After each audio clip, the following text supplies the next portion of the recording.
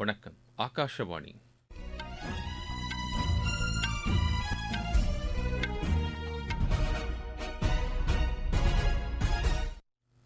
செய்திகள் வாசிப்பவர் கோபாலகிருஷ்ணன். தலைப்புச் செய்திகள். இந்தியா 140 கோடி மக்களின் விருப்பங்களை நிறைவேற்றுவதில் கவனம் செலுத்தி வருவதாக பிரதமர் திரு நரேந்திர மோடி கூறியுள்ளார். நாட்டின் எல்லைகள் மற்றும் தேசத்தின் நலனை பாதுகாக்க காங்கிரஸ் உறுதி பூண்டுள்ளதாக அக்கட்சியின் தலைவர் திரு மல்லிகார்ஜுன கார்கே தெரிவித்துள்ளார். பொது இடங்களில் உள்ள சுவரொட்டிகள், ஓவியங்களை உடனடியாக அகற்ற நடவடிக்கை எடுக்க வேண்டும் என அனைத்து மாநில அரசுகளையும் தேர்தல் ஆணையம் கேட்டுக் கொண்டுள்ளது. உலக காடுகள் தினம் இன்று கடைபிடிக்கப்படுகிறது. தேசிய சீனியர் மகளிர் ஹாக்கி போட்டியில் மத்திய பிரதேசம், ஹரியானா, ஜார்க்கண்ட் மற்றும் மகாராஷ்டிரா அணிகள் அரையிறுதிக்கு தகுதி பெற்றுள்ளன. இனி விரிவான செய்திகள். இந்தியா 140 கோடி மக்களின் விருப்பங்களை நிறைவேற்றுவதில் கவனம் செலுத்தி வருவதாக பிரதமர் திரு நரேந்திர மோடி கூறியுள்ளார். தென்கொரியாவின் சியோலில் நடைபெற்ற ஜனநாயகத்திற்கான உச்சி மாநாட்டில் காணொலி மூலம் உரையாற்றிய அவர், உலகெங்கிலும் உள்ள ஜனநாயக நாடுகள் அனுபவங்களை பரிமாறிக்கொள்ள இந்த உச்சி மாநாடு ஒரு முக்கிய தளமாக அமைந்துள்ளது என்றார். ஜனநாயகத்தின் மீது இந்தியாவுக்கு உள்ள ஆழமான உறுதிப்பாட்டை அவர் எடுத்துரைத்தார். ஒருமித்த கருத்தை உருவாக்குதல், சுதந்திரமான விவாதம் ஆகியவை இந்தியாவின் பண்புகள் என்று அவர் குறிப்பிட்டார். இந்தியாவில் மகளிருக்கு அதிகாரமளித்தல், வறுமை ஒழிப்பு போன்றவற்றுக்கு முக்கியத்துவம் அளிக்கப்படுவதாக அவர் தெரிவித்தார். இந்தியாவில் அடுத்த சில வாரங்களில் மிகப்பெரிய ஜனநாயக திருவிழா நடைபெறவுள்ளதாக கூறிய அவர், உலகிலேயே மிகப்பெரிய தேர்தல் நடைமுறையாக இது இருக்கும் என்று கூறினார். ஜனநாயகத்தின் மீதான நம்பிக்கையை இந்திய மக்கள் மீண்டும் உறுதி செய்ய உள்ளதாக திரு நரேந்திர மோடி தெரிவித்தார். நாட்டின் எல்லைகள் மற்றும் தேசத்தின் நலனை பாதுகாக்க காங்கிரஸ் உறுதி பூண்டுள்ளதாக அக்கட்சியின் தலைவர் திரு மல்லிகார்ஜுன கார்கே தெரிவித்துள்ளார். லடாக் தொடர்பாக சமூக வலைதளத்தில் அவர் வெளியிட்டுள்ள பதிவில், இந்தியாவின் நிலப்பரப்பை சீனா தொடர்ந்து ஆக்கிரமித்துள்ளதாக கூறியுள்ளார். பல சுற்று பேச்சுவார்த்தை நடத்தியுள்ள போதிலும் சீனாவுடனான பிரச்சினைக்கு தீர்வு காணப்படவில்லை என்று அவர் தெரிவித்துள்ளார். லடாக் தொடர்பான விஷயங்களில் பிரதமர் திரு நரேந்திர மோடியின் வாக்குறுதிகள் எதுவும் நிறைவேற்றப்படவில்லை என்று திரு மல்லிகார்ஜுன கார்கே குற்றம் சாட்டியுள்ளார். சக்தி குறித்து சர்ச்சைக்குரிய வகையில் பேசியது தொடர்பாக காங்கிரஸ் முன்னாள் தலைவர் திரு ராகுல் காந்தி மீது நடவடிக்கை எடுக்க வேண்டும் என தேர்தல் ஆணையத்திடம் பிஜேபி புகார் அளித்துள்ளது. மும்பையில் நடைபெற்ற கூட்டத்தில் திரு ராகுல் காந்தி பேசிய கருத்துக்கள் தொடர்பாக இந்த புகார் அளிக்கப்பட்டுள்ளது. இது தொடர்பாக செய்தியாளர்களிடம் பேசிய பிஜேபி மூத்த தலைவரும் மத்திய அமைச்சருமான திரு ஹர்தீப் சிங் புரி, திரு ராகுல் காந்தி தமது கருத்துக்கள் மூலம் மத உணர்வுகளை அவமதித்துள்ளதாக தெரிவித்தார்.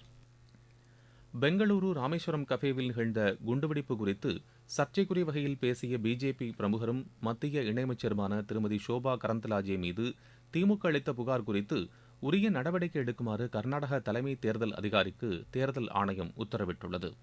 இது தொடர்பாக 48 மணி நேரத்திற்குள் அறிக்கை அளிக்குமாறு கர்நாடக தலைமை தேர்தல் அதிகாரியை தேர்தல் ஆணையம் கேட்டுக் கொண்டுள்ளது.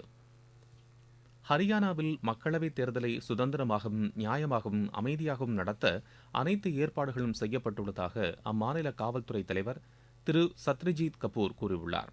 நேற்று செய்தியாளர்களிடம் பேசிய அவர், பஞ்ச்குலாவில் உள்ள காவல்துறை தலைமையகத்தில் தேர்தல் பிரிவு அமைக்கப்பட்டுள்ளதாக கூறினார். சட்டம் ஒழுங்கை பராமரிக்கவும், தேர்தல் நடத்தை விதிகள் பின்பற்றப்படுவதை உறுதி செய்யவும் உரிய நடவடிக்கைகளை இந்த பிரிவு மேற்கொள்ளும் என்றும் அவர் தெரிவித்தார். தேர்தல் பாதுகாப்பு பணிகளுக்காக மத்திய ஆயுத காவல் படைகளைச் சேர்ந்த 12 கம்பெனிகள் மாநிலத்திற்கு வந்துள்ளதாகவும் அம்மாநில காவல்துறை தலைவர் தெரிவித்தார்.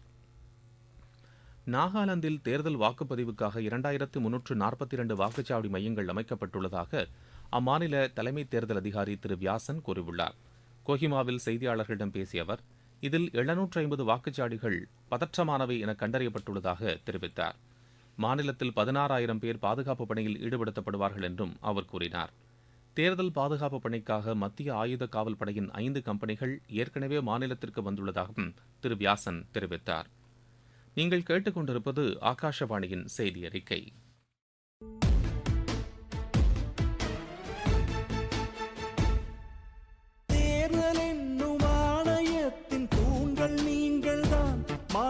சேவையாற்ற வழிவகுக்கும் புரட்சி நீங்கள்தான்.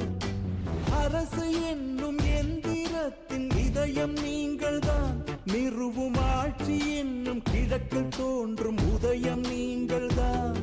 உன் போட்டு உணர்த்தும் வலிமை, இந்த நாட்டை காக்கும் தலைமை, உன் பிறப்பை பேசும் பெருமை, உந்தன் பிறந்த வாக்கு உரிமை. ஒரு புதிய உலகை படைக்க உனக்கு வாசல் திறந்திருக்கு. எழுந்து வா, வா, வாழும் வாழ்வை வெல்ல தீர்ப்பு சொல்ல கருப்பு மைய நெருப்பு ஆயுதம். திறந்து வா, வா, ஒரு வாக்கு கூட விடுபடாமல் காக்கும் மக்கள் நாட்டின் பெருமிதம். பிரதமர் திரு நரேந்திர மோடி இன்று மேற்கொள்ளவிருந்த பூட்டான் அரசுமுறை பயணம் ஒத்திவைக்கப்பட்டுள்ளது. அந்நாட்டின் பருவப்பகுதியில் நிலவும் மோசமான வானிலை காரணமாக இந்த பயணம் ஒத்திவைக்கப்படுவதாக தெரிவிக்கப்பட்டுள்ளது. உலக காடுகள் தினம் இன்று கடைபிடிக்கப்படுகிறது.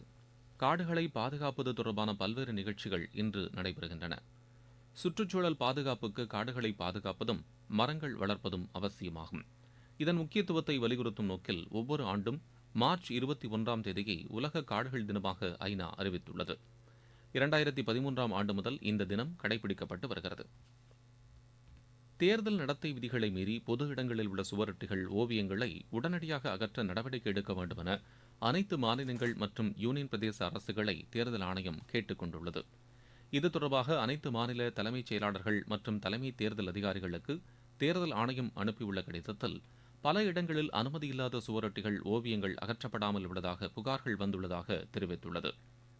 ஆணையத்தின் அறிவுறுத்தல்கள் முழுமையாக பின்பற்றப்பட வேண்டும் எனவும் அதில் கூறப்பட்டுள்ளது.